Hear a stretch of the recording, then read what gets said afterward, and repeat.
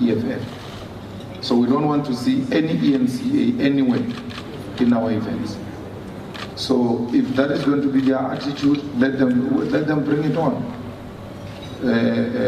So we have not expelled them. We never had a problem with them. We said we have a problem with Amabungani. We announced it at President Mugabe. Since President Mugabe, I've been to ENCA so many times. They never asked me about Amabungani. Today I speak about Johan Rupert and what Rupert does to this country. They cut the feed and use the Limaveric excuse. But it's Johan. Johan, once you take him on, he takes these initiatives to fight back. He closes people's accounts, Johan. He cuts you off from the media because he owns the media. Johan once wrote an SMS to Floyd and saying to Floyd, you can't say the things you said in Parliament. And Floyd told him not to contact him anymore and all of that. From there, he started making some threats, thinking, we're scared of. We're not scared of Johan. We're not scared of the Oppenheimers. We're not. We took the similar decision of ANN7. ANN7 was used by a faction in the ANC. And then ENCA never took solidarity. Daily Mavarik and Amabungan are used by a different faction in the ANC. Same thing that Zuma Group did. Had their own channel, are taking their opponents. The Cyril and Pravin's group now have their own platform, are taking their opponents. And we must not treat them the same way we treated ANN7. The same approach is the same approach. You become factional in your reporting and you single out EFF for your assault. There's no problem. Now, Basson, what is Basson's name? Adrian Basson. I almost said Adrian because I saw him there at the back. Adrian Basson says they will ask questions on behalf of Amabungan. So anyone who's here from News 24 is sent by Amabungan. So he said they will ask questions on behalf of Amabungan. We have no problem with any question.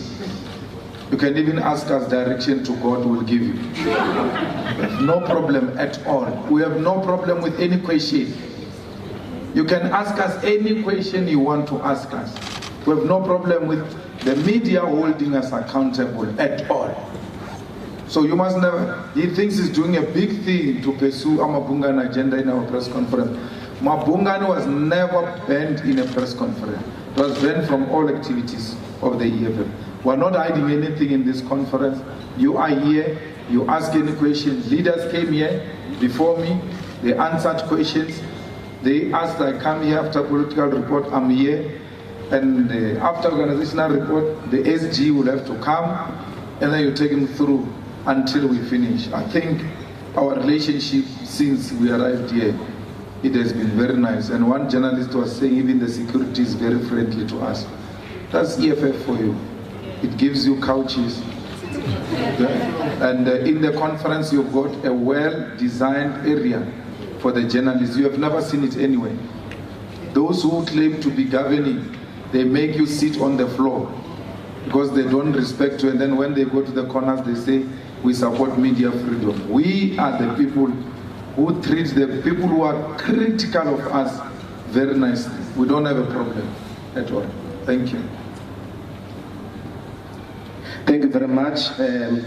So the president and other officials, as per the announcement, they have to be back at 15:30.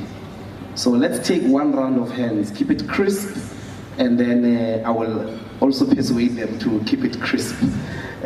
So we'll take only one round, Mr. President, because the time is already gone. Number 1, number 2, number 3, number 4, number 5, number 6, number 7, number 8, number 9, number 10, number 11, number 12. Agreed? Number 30. Please remember your number. You have been numbered now. Number 1. Thank you, Mbuyiseni, Young University for the South African. Arising from your address, Mr. Malema, You said that when you look at the ability of the state to take the lead as for driving economic development, you must not be subjective, you must look at objective facts. Now, given the current performance of the state when it drives development, how will the EFF, given that people have job security, if and when it takes over, be able to have an able state given the state's current situation? And I also just wanted to know, on Section 25 of the Constitution, have you submitted your proposal on how the constitutional amendment should be worded? And lastly, on the NHI, you seem critical of the state's ability to implement it. I read your 250-page document, and you seem to agree with the basic premise, but not with the state's ability to implement. Will you therefore be supportive of the act which you criticized in your speech? Number 2. Chief. Sophie Mkwena from the SABC. I just want to look at the part in your discussion document, Battle of Ideas, when you talk about the current main story today and the developments around the media and EFF. In terms of the battle of the ideas, you spoke about self-regulation or allowing media to set its own structures to look at what needs to be done to improve ourselves. But you also said there is nothing that's available right now. The SANEF, the Editors Forum, on many occasions, they have tried to have a meeting with EFF to try and resolve this standoff that doesn't take us anywhere as a country. And you promised that you are busy, it's election time, and that can be done after elections. Are you still willing and available to engage with SANEF to try and iron out these differences? And then the last question is on international balance of forces. The election of Boris Johnson yesterday, what's your reaction? You spoke about a phenomenon of right-wing rising around the globe. Number 3. Thank you. This is a question from me, myself, and ITV Madia, no one else. Julius, I was listening to your speech, and you spoke about the state of your branches, what's happening in the wards, in the provinces, and even about leaders who are out to get positions as opposed to serving the organization. Now, it's a little bit strange for me, considering that a week ago you and I had a sit-down, and I asked you, what is your assessment of the state of your branches? And you seemed really, really happy with how they were performing back then, a week ago. What has changed when you're putting together your political reports in your assessment of the state of the EFF? Thanks. Number 4. You are covered. Number 5. Can I have 2 mics and 2 people in the front?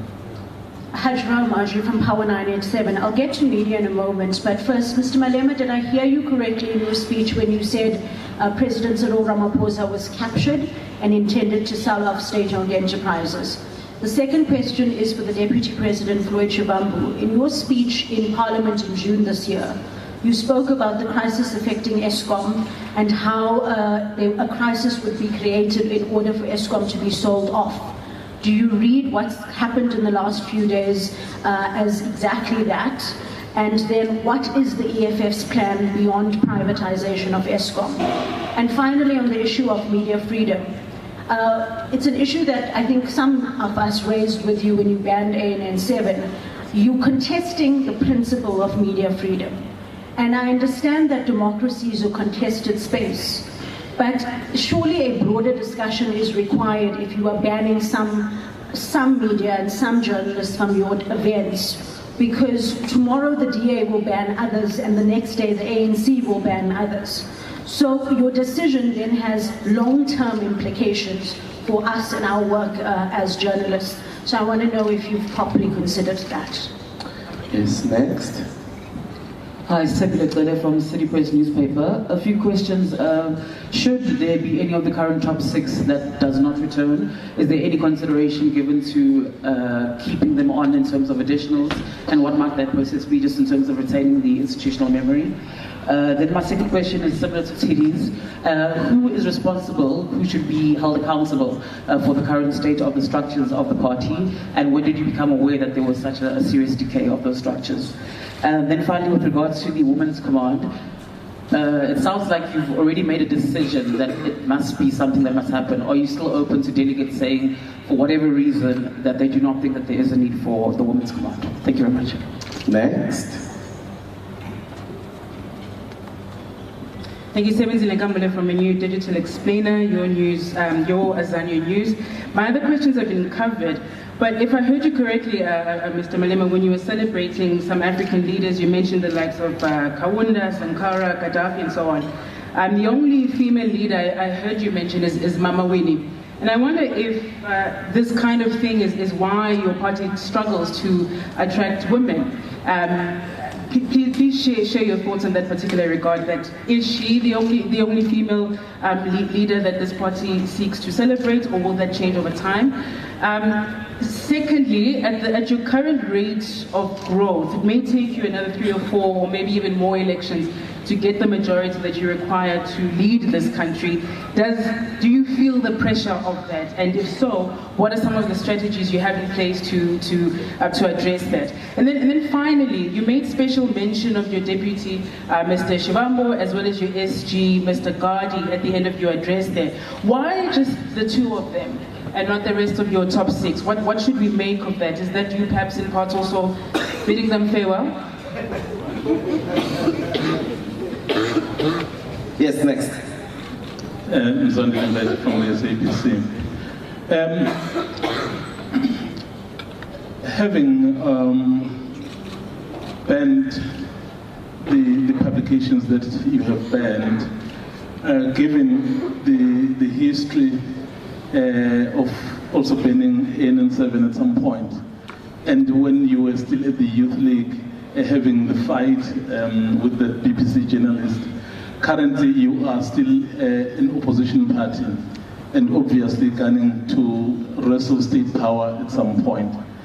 Are you not worried that perhaps some people will be justified in fearing that should the EFF assume power one day, they can just pick and choose on who they want as a media? Yes, next. On the other side, yeah. Gentleman in the Scotch. Yes. Good afternoon. Kaya Gogo from the Star newspaper. I just want to ask the CIC, during your address you mentioned that there are certain, in the entertainment industry in this country, certain people have low self-esteem and they're jealous of other African performers who are excelling internationally. Who specifically were you speaking about? Are you able to mention that? Thank you. Yes. Next to you. Ochato Madisa from the Sowetan. Maybe this question is to you, Rosie. What time is the actual nomination and the voting process? Because in the program that I received, it seems like it's later today, but during a closed session. Are you able to help me on that? And to Mr. Malema, you mentioned CCT members who basically do not perform their tasks, and they are in committees that basically do not work. Are you not empowered? Why wait until conference? Are you not empowered to remove those members in between conferences? Do you always need to wait 5 years in order to basically remove them? Next. Thanks. My name is Tando. I'm from the Mail and Guardian. Just related to the Sowetan's question with regards to the CCT members, can you mention which CCT members have been assigned but not have been doing anything in relation to their work? Also, has their non-work functions affected perhaps the wards and the functioning of the actual organization? Thanks. Okay, next. at the back there. Thank you. I'm Khawelo Maola with UFM and News Agency Newsnode. Firstly, the cooperation with NUMSA. I'm Kuwasia. You mentioned that you want to cooperate with NUMSA. Were you sponsoring a resolution in that way? And then secondly, Pravin Koden, you are taking him quite a lot, especially when the load shedding started recently. But today I thought you gave him very little airtime in your report, especially now that recently, as we have heard, even the likes of COSATU and the NUM are taking him. In fact, the NUM even lifting your own wedding, referring to him as a de facto prime minister and calling for his aid. So I'm wondering whether it's a point of the EFF saying now we've got this man cornered and he's not worth too much of our time, or was it just a thing that happened that you think you have made a point? And lastly, we say the water supply inside there, is it just a service provider that chose to provide water in that fashion, or is it a deliberate thing by the EFF to keep it clean and use cups instead of bottled water and so on? Thank you. Okay, last one. Our chief this side.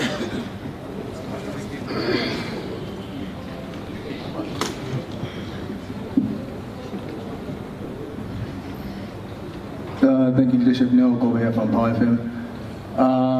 CIC, yesterday the TG mentioned that this event is fully funded by members, and as things stand, it stands at 32 million. So what was the motive behind inviting business leaders here to come and attend this event? Or was it not to try and raise funds for the EFF in the next 5 years? Thank you. Thank you very much. Excellent questions, Mr. President. Okay, that's fine. The TG said pretty much 32 million. You hear I'm talking English, pretty much. So which means it's not exactly that. It can be more, it can be less. Now, those people who are at the business lounge paid money as part of fundraising for this. You'll see on, when is it? Tomorrow? No, Saturday? Sunday? At the social evening. That entertainment of that social evening entirely is paid by the monies we raised from the business lounge. And maybe there will be some change, and the new leadership will see what we do. So she's right, that's the situation. Water, I think that we all know that bottled water is very expensive. So if we were to buy these bottles for almost 4,000 delegates, it can't be one per delegate. So we'll have to replenish and replenish and replenish. It is practically impossible. I know, my brother, you want your own bottled water, but unfortunately we don't have bottled water. So what we did, which we thought it was more convenient, was to put the tanks at the back. Anyone who wants to go and drink goes and grab a cup of water and come back. The same thing we do with coffee, the same thing we do with tea. It's for that purpose here. NUMSA, the problem is that we don't listen to ideological inputs, we listen to names. The point is, we need to consolidate forces on the left because the forces on the right are united and are attacking us. And that there is no need for NUMSA and EFF to suffer from egoism. They should put their egos aside and then come and work together. The only way we can trust each other is to be together at the picket lines. So I'm mentioning NUMSA as an example. But listen to the theory, consolidation of the forces in the left.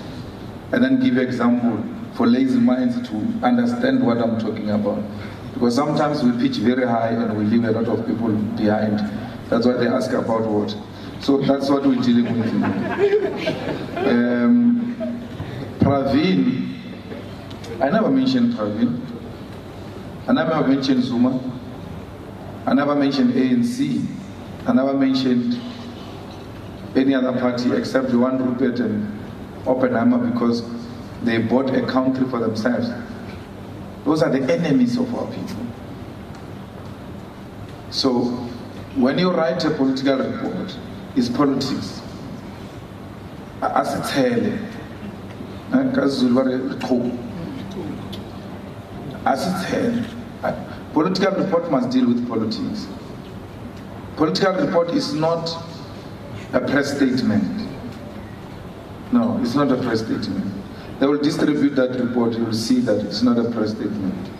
Actually, the intellectuals and scholars who are doing research are going to quote that report at some point. So it's very important when you write in a particular way, so that there is a difference between press statement and a political report. And you can't have a report with a Jamnandas this, a Jamnandas that, a Jamnandas, no. Because that report goes into history, but Jamnandas is not going to history. He will never be in history. But if you write a report, you are going to keep him in the history of South Africa. It's an irritation that we'll get rid of, and then that's it. But those documents are historic, so you have to always be above and restrict yourself. Temptations are there all the time to want to move from the script and talk your own things, but because they go into the archives, you ought to stick to text, so that people don't say, but they say he said so this in the conference during the political report, but we can't find it in the political report. So that's exactly done. Committees, the SG will report about that. SG's report is not a closed session, it's an open session.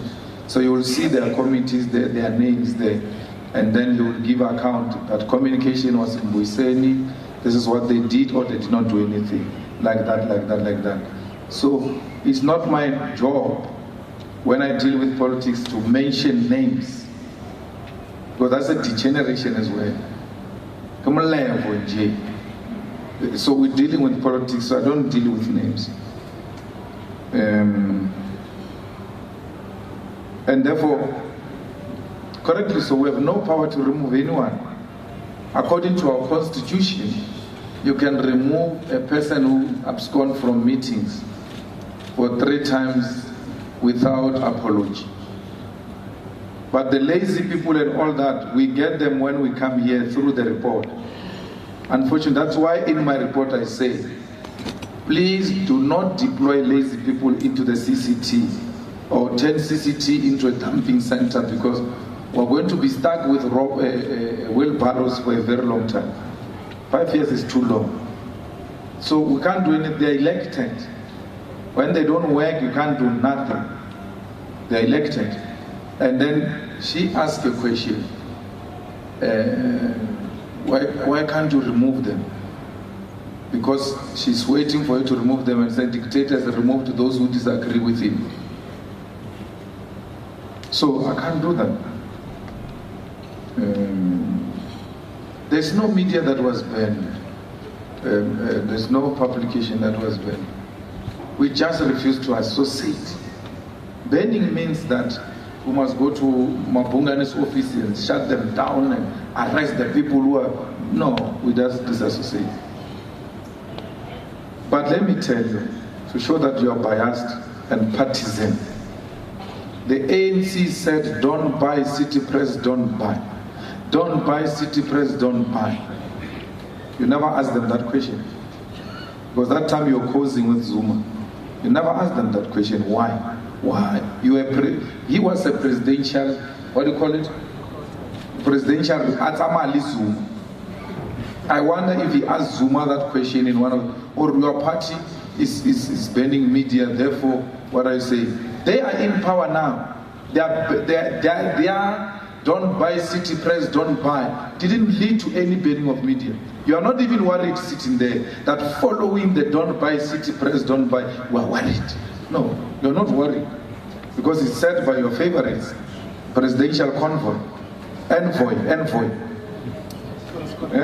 Correspondent. Your name? Well, you know, when you call names of leaders, you call names of leaders that you admire and are relevant to what you stand for. There are so many leaders, female leaders, so many.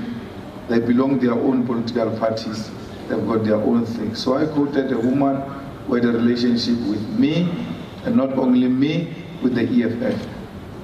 If there are others, you can quote them in your conference, but that's what I did. Women's Command is my input to persuade the conference to agree. Your problem is that when I speak, you think it's a foregone conclusion.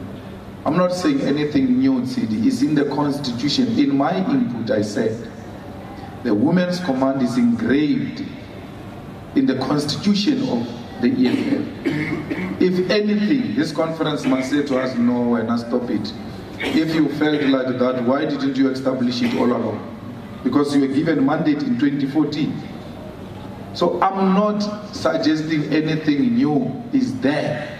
It's in the Constitution of the EFF. What was the question about officials? Oh yes. So I mentioned that SG is not even in my report. It's only Floyd there. I mentioned the SG to thank him because me and him, by virtue of our responsibilities, we work very close. We have to know about each other's activities, not every day, hourly. So if you have a Secretary General, Ace Makashule and Cyril not having a bond, you are guaranteed that thing is going to collapse. Because they are the drivers of this thing. So that's why I mentioned him, because me and him fought many times. You can't do this, you can't do this, you have to do this, blah, blah, blah. We fight and come together like siblings. Because we are required by the Constitution to have that type of a relationship. And then I zoomed into my submarine. I was submarining when I was talking to Floyd. So when you talk, it's a political talk. You either call the chair or you call anyone, and then you branch out. So I said, Deputy President, no. What is it? Deputy President and my brother, Floyd Shibambu, the officials, CCT members, PCT members, disciplined delegates. As outgoing president with the powers vested in me, I officially declare this conference open. Listen to that. If you know politics, you can't have a trouble about that. Really. It's an exit point. So I would have said, so every time we speak, for instance, say, Comrade Chair, agree with me on that time is not even here, it's at the back, or it's not even in the hall. So it's a political talk. Or you can say, I could have deliberately said, CCT members under the capable leadership of the Deputy President. Because I'm now the one who's talking. And then when he comes, he says, CCT members under the leadership of the President. It works like that. But when you are looking for things and you are paranoid, you see things that do not exist. Where am I? Officials, media ban. I think I dealt with that question of the media ban. There was a question about ESCOM. What was the question about ESCOM?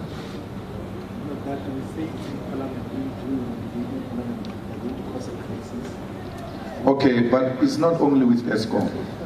So this is what is going to happen, and you ought to listen very carefully. We told you about it in the Guptas. This is what is going to happen. These people came here and gave Cyril money, 1 billion. They came here to give him money. They need their investment returns. They can't just throw money, they need their returns. So the only way to pay back the billion, and it can't be a billion, they can't put a billion and then they get a billion.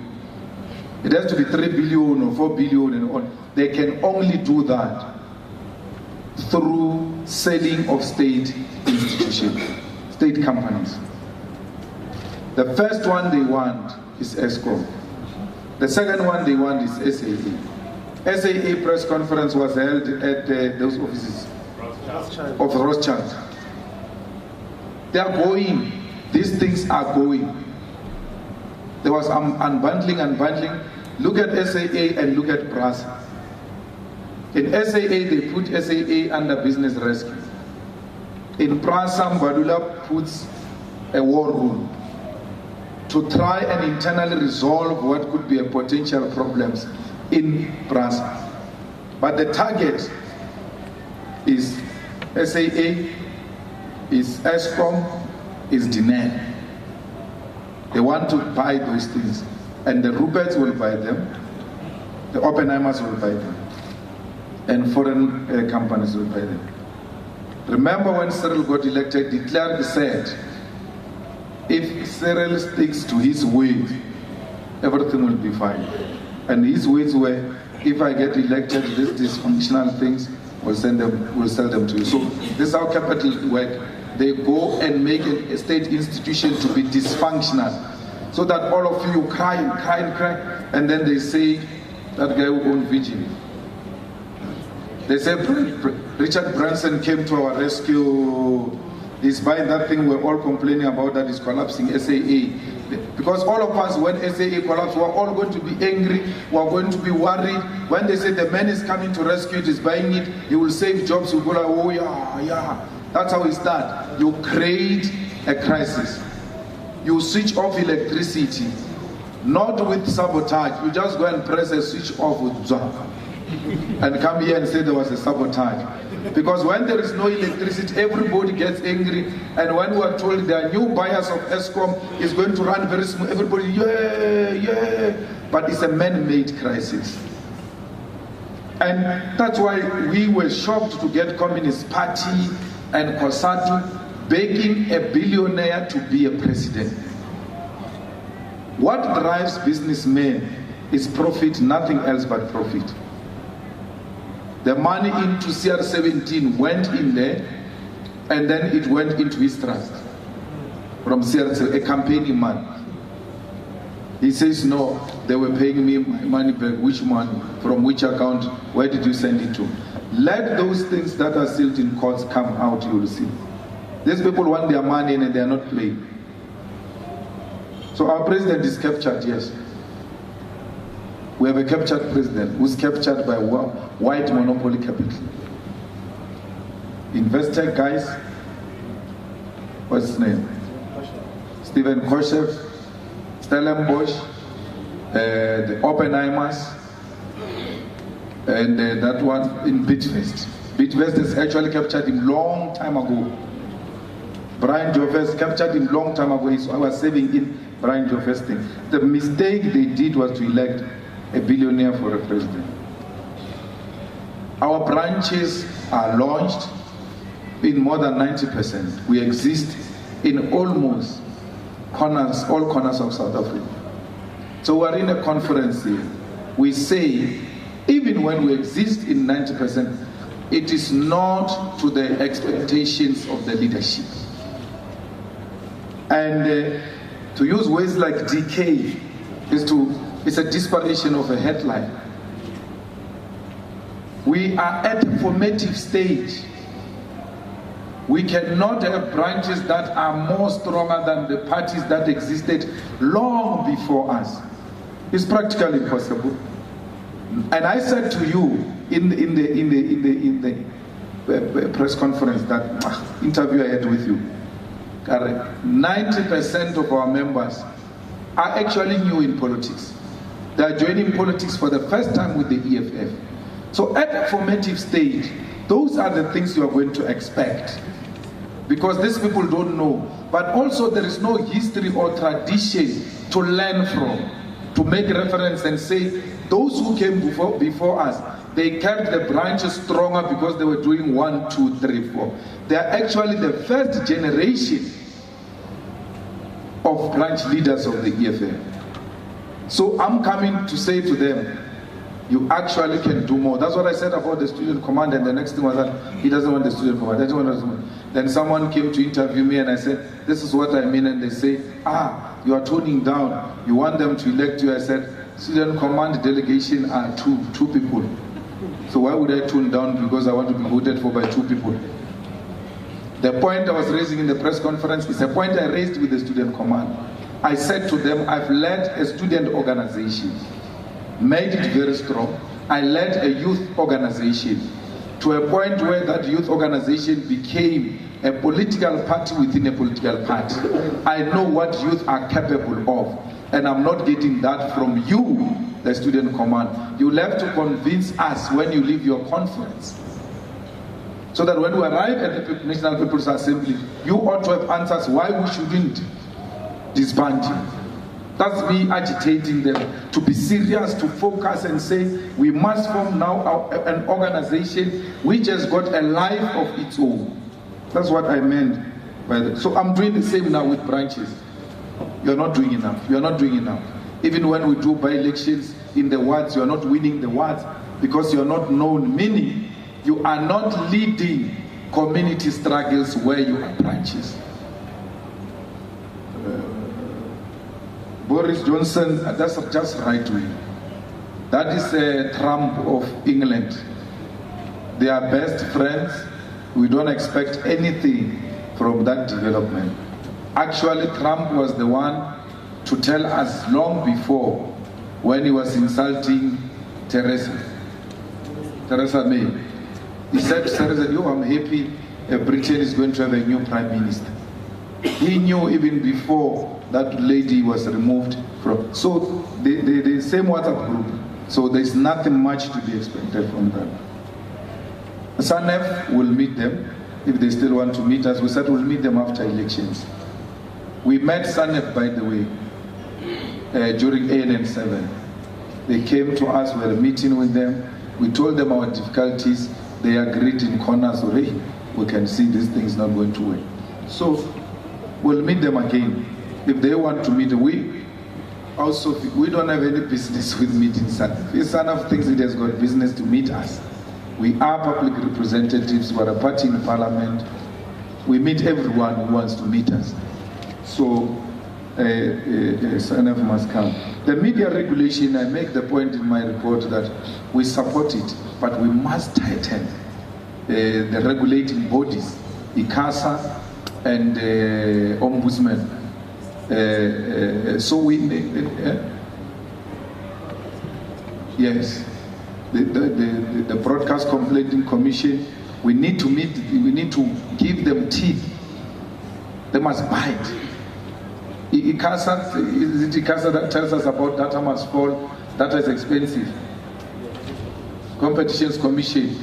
But structures like ICASA are not zooming into the space to make sure that these things are implemented. So they don't have teeth. They don't have teeth. Journalists themselves are saying to go to Ombudsman actually is a waste of time. They say it's a waste of time. And to go to court is very expensive. But tell me here, and I want you to think about this. Amabungan is raising money.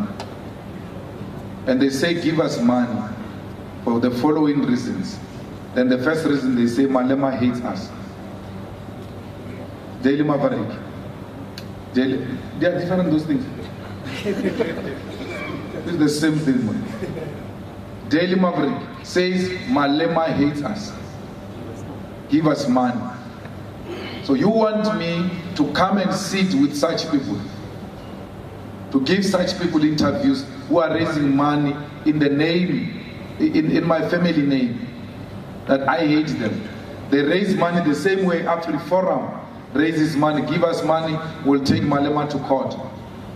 Those are right-wing structures that are serving an agenda of white supremacists who are threatened by the posture we've taken as the EFF. Give us money, Malema hates us. And then, no, media freedom, that's not media. It's a war. There's no media freedom. It's no media freedom. There's no anyone, even you sitting here, it doesn't matter how much you hate the EFF, you will never agree that part of your reason of existence is that Malema hates you. And then tomorrow say you want to come to the conference of the people who hate you, eat their food, drink their water, gallivant in the yard that is paid by people who hate you, they can go to hell. And anyone wants to go to hell with them, accompany them. We care less. NHI we support, but the way it's being conducted is very suspicious. Worse that, the prices of private doctors are not properly regulated and they're expensive. And if any patient can just walk into any facility and then they put a claim at NHI tomorrow, that thing will collapse. The private sector is going to benefit more. So NHI must go hand in hand with building well-equipped and capacitated health facilities so that we don't see the need to go to the private hospital. Like in Kenya, you've got public schools performing very well to a point where parents are now withdrawing children from private schools because they say, but this expensive thing that we're getting here, we can get it in public schools for cheap. And the only thing we can do now is to regulate the pricing. If we can't build infrastructure at the same time with rolling out NHI, then we have to regulate the price. Otherwise, the doctors are going to be the richest people. The owners of hospitals, the pharmaceutical companies are going to be the richest people. The mediclinics, Netcare, these groups are going to make a lot of money. So, when you are sick, there is Baragwana here, and someone says to you, Standing Hill Hospital, you can go and get for free. There's no one who's going to go into that Baragwana. They're going to walk past it, straight into Standing Hill, and Standing Hill is going to charge NHI crazy amount. But because we're dealing with businessmen as a president, he might have calculated profits. Or no, let's implement this. People are going to rush into private hospitals. When they rush into private hospitals, we maximize profit, and then we make our money. Now, licenses of private hospitals are being issued like hotcakes. People are now getting licenses of hospitals because NHI is coming. So in Chilizini, in Venda, there must be a hospital, big private hospital. No one will go to Chilizini Hospital. So please, we have to pay a much closer attention. We are running the Section 25 committee. We're the bosses of that thing. We are the ones who conceptualized it. We don't miss meetings, we make input. Any other person who wants to come and make a contribution, we criticize them and critique their input to make sure that it is really a genuine input. So we've made our submissions, and the report, there was supposed to be a report actually of the Section 25. That day we sent Matthias. When we couldn't, there was supposed to be a draft report, so we're going to look at the draft report and see if it captures the imaginations of the EFF, and then from there we'll take it from there. So, Section 25 is our baby, and will not be it until we realize the first cardinal thing. I think I answered all of them. Which one? Yeah, before spokesperson dies here. I'm done. Nominations. Sorry. Nominations and the time closed. This is how we're doing. We're going back now. It will be messages of support. Then after messages of support, it will be organizational report. After organizational report, we're going to adjourn for 15 minutes to allow you to pack your things and our guests. Then it will be a treasurer's report. Immediately after treasurer's report, the IEC takes over and dissolves the CCT. Before they do that, they will call you back. So once the treasurer's report is presented, we'll have a brief discussion about the 3 reports, because we're going to have commissions. That's where the real debate will take place. Then from there, it will be open for media to come and observe the nominations. Everything will be done today. If there is a contest, the voting will happen today, the counting will happen tonight, and the results will be announced once the counting finishes.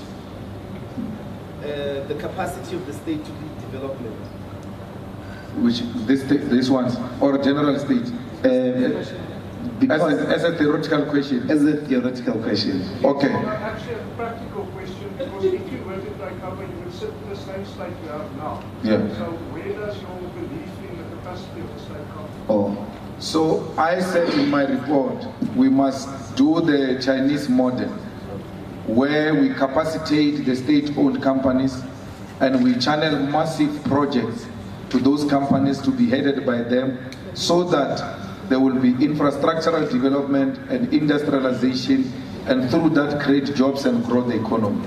And the point I make in my report is that there is no proven record anywhere in the world that development and for the country to be successful, the private investment has come in to help in that regard. So China, it is what it is because it's state-led in the strategic sectors of the economy.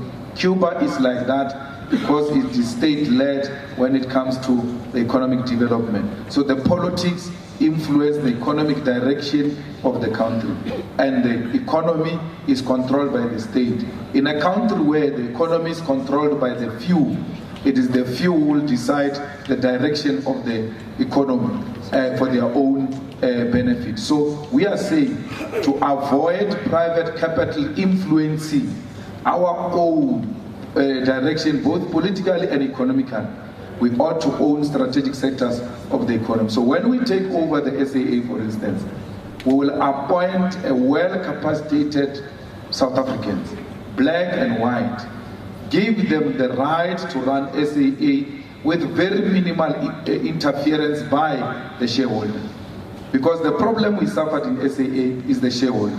The problem we suffered in ESCOM is the shareholder, which wants to force the board members to follow a certain particular direction. That's why the CEO, a well-capacitated, relatively young chap, left.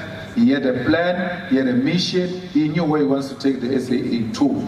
But Jamnandas went there and disrupted that young man. So the EFF government is going to be, the EFF economy will be led by the state, because where the state leads, we know that people will get results. The state will not be driven by maximizing profit, but will be driven by the will of the people. What do our people want? Where are they based? How do we take those economic opportunities to them wherever they are? So there was a Chinese who came to us and said they want to open a steel factory.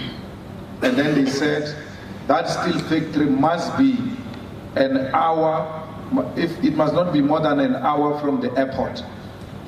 That's what they tell us. But the people who need jobs are not an hour from the airport. So in China, when you come with such attitude, I'm coming to invest, very good boy. This is where you are going to invest. They take you where people need the jobs the most. And then you open factories there, you open industries there, so that those people get to benefit. So if you want to know how EFF is going to do it, just look at China.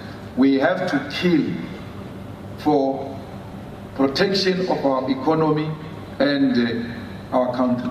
Anyone found guilty of corruption after independent judiciary has presided over those cases, we must lock them up for life. Because when you steal money of ARVs, you are a murderer. So you must be treated like any other murderer. When you steal money for medicine, you are a murderer. So we need to punish. There is no punishment.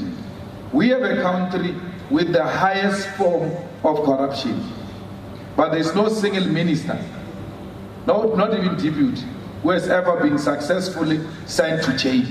But how can this corruption happen under the watch of these guys and they are not involved? Because they are the ones who control these resources.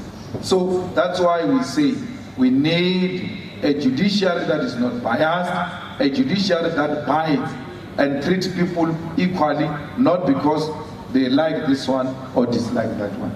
The problem in our current state-owned companies is corruption. People are taking for themselves, and it's not corruption only of Africans. Actually, in SAA, it's a white corruption. They are deeply rooted, and they are not occupying strategic positions. They are not known. They are not known. They are the ones who decide who gets a fuel tender, who decide this, and some of them are extremely old. They will never leave those positions because they are the ones who are benefiting. You go to Transnet, the same thing. But the face of corruption in SAA, in Transnet, is black people. As if these whites are not involved in corruption in those state-owned entities. So we need to deal with corruption, white or black, ruling party or opposition, it doesn't matter. We need a judiciary that can save us from these things. The only thing that can save us from this mess of state companies that are dysfunctional is, firstly, the police. The hawks must not be corrupt. Then the prosecuting authority, they must not be corrupt. Then the judiciary, they must not be corrupt. But when you appoint an NDPP with the hope that he will protect Cyril and go after Julius, then you must know we've lost a mark. This is what Cyril did when he came to power. He did exactly what Zuma did. If you want to see how corrupt these people are, they took SARS and they took NPA.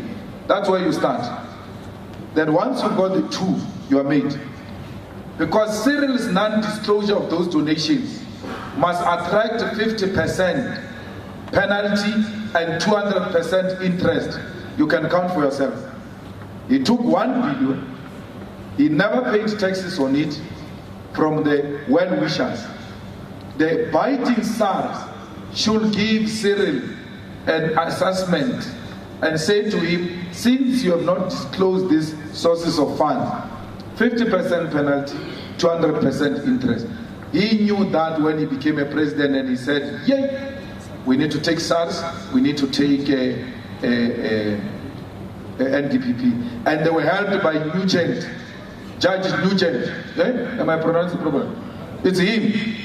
He's part of the mess. Who said judges can't be criticized? Nugent helped to capture SARS. He did, to save the incumbent. And I don't understand why, what is that guy? Tom Moyane didn't take that thing on review and expose it for what it is. We are not Moyane's friends, we don't care about Moyane. But we are not going to say because this person is going after our enemy, even if he's going after them wrongly, we must not do anything. No. SARS is captured by people who are well known and friends of Trevor Manuel, who was chairing that interviews of those people. The second one is NPA. It's captured. It can't prosecute. It can only prosecute those who oppose the president. Let me tell you, and this is my last point, we are cruising back into that state we were before. We are going back there. I've read your report, Yanyani. Cyril is your friend, but he's your favorite, not friend. Your book, you write very nicely of him there. I can tell you those things you wrote there, that's not him. That is what you are being sold to as the media. The real man is a man who runs government for the benefit of the few who are in business with him to maximize profit. Thank you. Okay, I just have one quick announcement that there is free Wi-Fi here. It's EFF Media. You don't need a passcode. So all the best in your critical accounting mechanisms that you are imposing on us. I now bring closure to this session. Thank you very much, Mr. President and officials.